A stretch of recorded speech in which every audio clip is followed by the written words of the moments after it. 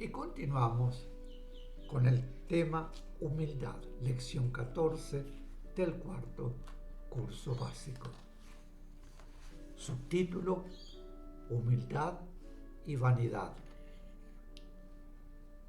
El aspecto de vanidad, tan consubstanciado con la vibración de su alma humana, que frecuentemente no logran identificar con exactitud esa vibración, deben analizarse con atención y detenimiento, pues la vanidad, como otras vibraciones negativas, suele adquirir aspectos capaces de confundir a las mentes mejor intencionadas.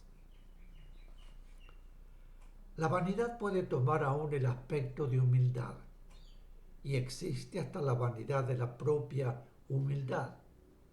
No supongan que sea humilde una persona porque la oigan decir: yo no soy nada, yo no valgo nada. No piensen que es humilde porque se coloca en último lugar. Dentro de ese aspecto de humildad puede haber un orgullo inmenso que sea el que le impide ponerse en primer término, porque se sabe incapacitada para ello y desea que nadie se percate de ello. También podrían considerar humildes a quienes visten pobremente, pero si su análisis pudiera llegar a lo íntimo de su corazón, encontrarían en muchísimos casos que lo hacen con íntimo resentimiento y además con envidia y mal deseo hacia quienes visten mejor. Eso es tan íntimo en el ser que nadie puede verlo, pero es algo que deben buscar y comprobar si existe dentro de su alma y, en caso de existir, traten de eliminarlo, transmutándolo por medio de la comprensión de sus necesidades kármicas y de su amor hacia otros. Y de su amor hacia todos. Voy a repetir de nuevo esta parte. También podrían considerar humildes a quienes visten pobremente, pero si su análisis pudiera llegar a lo íntimo de su corazón, encontrarían en muchísimos casos que lo hacen con íntimo resentimiento y, además, con envidia y mal deseo hacia quienes visten mejor. Eso es tan íntimo en el ser que nadie puede verlo, pero es algo que deben buscar y comprobar si existe dentro de su alma. Y en caso de existir, traten de eliminarlo, transmutándolo por medio de la comprensión de sus necesidades kármicas y de su amor hacia todos. Externamente, la vanidad y la humildad no pueden ser determinadas con exactitud.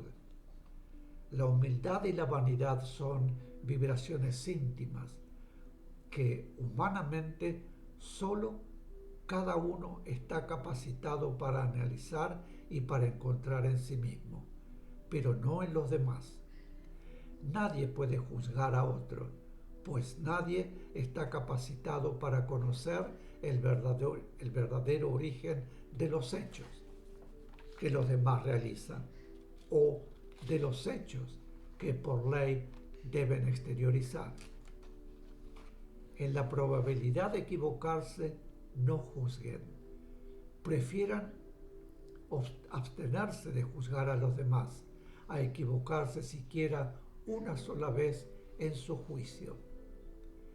La humildad no debe ser buscada a través de los aspectos externos. La humildad se muestra por sí misma. Es una irradiación del ser, al cual podrían verla rodeado del mayor Fausto, y sin embargo sentirlo y reconocerlo perfectamente humilde. En la trayectoria de su evolución espiritual, en la cual corresponden a los seres tantas vidas humanas, son numerosísimos los aspectos diferentes de una misma necesidad de superación que es preciso enfocar en vidas sucesivas. Una superación obtenida y realizada ya no constituirá espiritualmente un peligro para el ser y por tanto lo coloca en situación de afrontar con éxito cualquier aspecto humano dentro de esa necesidad de superación. Así podrán encontrar seres que, cuando deben hacerlo, hablan de sí mismos, de su elevada posición humana o espiritual, con verdad pero sin asomo de vanidad, porque ya han superado ese aspecto negativo del alma humana. Ser humilde no significa presentarse humildemente en lo externo.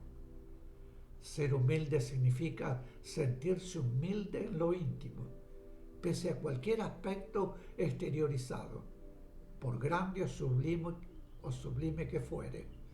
Si el alma es humilde, si el ser ha superado la vanidad, el aspecto exterior carece de importancia. Como humanos pueden escalar las más altas cumbres, pero si las escalan con vanidad, orgullo, si las escalan con ambición, estarán expuestos al más grave tropiezo, a la más dolorosa caída espiritual. En cambio, si escalan las posiciones humanas con alma humilde, sin vanidad, orgullo o ambición, podrán estar ubicados en la cumbre sin peligro alguno para su alma. Pueden estar rodeados del Fausto más grande, porque así lo imponga la necesidad de su vida humana, y sin embargo ser espiritualmente humildes. Ser humildes porque la vida se los impone.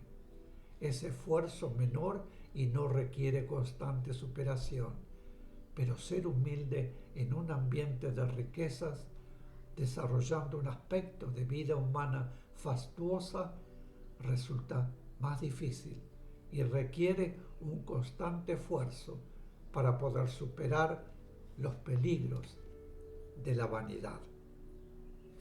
Mis queridos, aquí haremos otra pequeña pausa.